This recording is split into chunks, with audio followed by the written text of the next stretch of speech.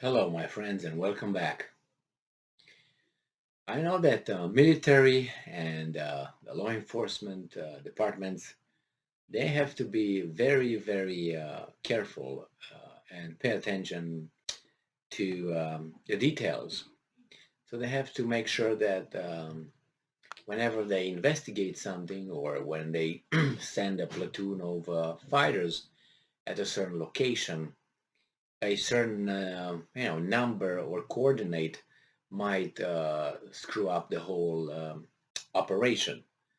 And the same if you tell, okay, you're gonna meet your connection at let's say 2343. Well, that's 2343. It's not 2340 or it's not 2350. So details are very important, especially when you have such a mathematical um, job in setting certain operations, and not only operations, but in the field of forensic interviewing or forensic investigations, where you find certain evidence that has to be exact. You can't go with approximations much or at all, because that would temper the evidence, and not only temper the evidence, but that matters a lot. 1% matters a lot in a coordination. If you make a coordinates a certain meeting somewhere, or you send a rocket and you miss the coordinates of the rocket that you send by, I don't know, 3%, and such a big scale of things that could hit another town, let alone another objective, military objective. So we talk about Pentagon, and we talk about, in this case, so Pentagon has to be very careful, has to be very careful to details. Details matter a lot. Well, if you want to know how details matter in the Pentagon, you can look at trivial things that we might think is trivial. For instance, when you meet someone and you have a conference, everything is calculated. Who stays on the left, who stays on the right. There's a protocol. There are certain rules. It's mathematical. It should stay about 3 feet, not this guest stays 3 feet from me, but the next guest stays 5 feet from me. It looks shitty. Not only as it looks, but there's some protocol. So that happens with the new society in the United States, when it's okay, it works like that too. No, it doesn't. So I'm going to have here a very simple, uh, you know, example. It's just coming from Business Insider by Jake Epstein from May 24th, 2022. And this is the title. The Pentagon hung the Ukrainian flag upside down during a virtual meeting with the country's military leaders. Do you know how insulting that is? Do you know how insulting that is to put it upside down? Um, Obviously, the Ukrainians did not say anything because they are the weak people here, and they were not there to point it out to the big boss. But imagine that you would go, let's say, to the Olympics, and your flag, United States flag, would be upside down. Wouldn't you think that's weird? You would think that's insulting. And that's the Olympics. But the Olympics, it's also, the whole world sees it rising on the pole when the national anthem is played. But here, this is not the Olympics. This is more than the Olympics. This is the Pentagon, the U.S. military. You can say, well, that's a trivial detail. You wouldn't care, Emil. No, I do care, because the person who was in charge to do that means is not ready. That person should be never find a job in the military industrial complex ever. Not even as a door man, and I'm assuming a door woman. No.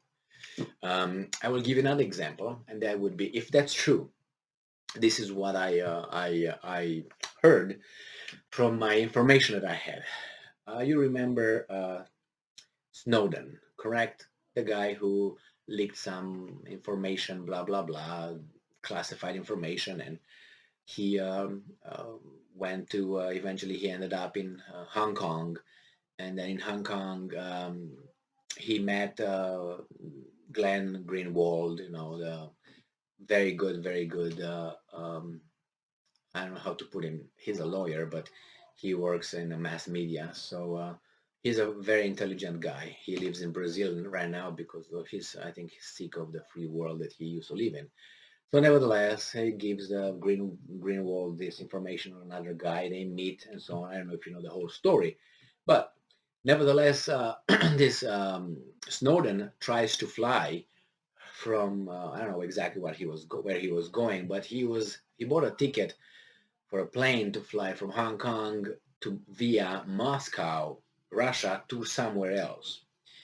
And while he was already looked for by the United States intelligence, those intelligence services that are so good that I don't feel safe having them on my side. And unless they have to arrest me and check me out, they are good at that. Thugs are always good at doing that, but sensible and intelligent things, no, I don't. So nevertheless, this Snowden went to embark to get on a plane in Hong Kong, and then he succeeded getting on a plane in Hong Kong and flew to uh, Moscow.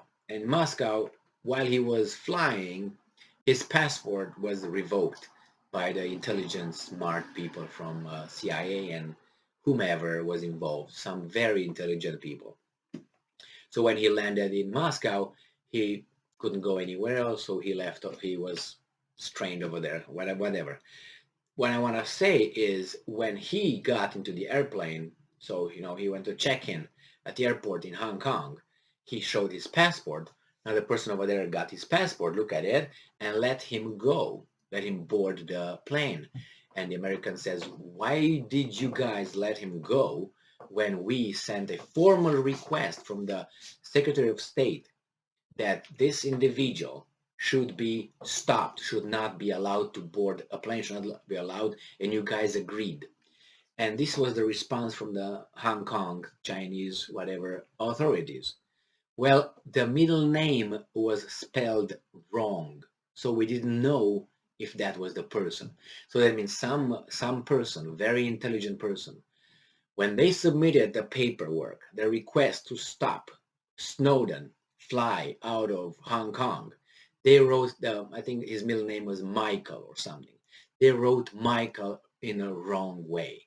So now the person who looked at the passport to board him, he said, and looked at that, it was not matching the person because the middle name did not match. Now, of course, you could say, okay, the first name matched, the last name matched, the date of birth matched, the race matched, probably the number of the passport matched. The other thing was that. But I'm just saying, and they let him go. Probably they just didn't want to deal with him. But my point is, that letter that was sent from the highest level of the United States had a spelling mistake. So how can you have a spelling mistake at that level? Who did that? Who wrote that? Who typed that? What kind of person typed that? So these are very important things. Very important. The same here with these guys. Well, it's not important that the Ukrainian flag was upside down, put over there by the Pentagon. Everything should be perfect, military style, perfect, clean, no buts, no ifs. That would be. And these guys just like that. So I'm very skeptical that the United States in a real war, I'm not talking about Iraq or Afghanistan or Syria, in a real war with a serious adversary would not face it honorably. I don't want to insult military people that might be watching this, but I watched Austin, I watched Milley, and these are not intelligent people. That's my assessment. They're not intelligent people. Okay? If you think they're intelligent, all right, that's your assessment. My assessment is a different one. So these guys are in charge of our military. Our military. They are dangerous. They are dangerous.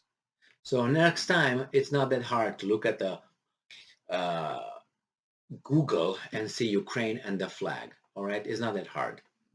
Thank you very much for being with me again today. Stay strong, stay smart, look for the truth, and be just. Look for the right flag and the right position.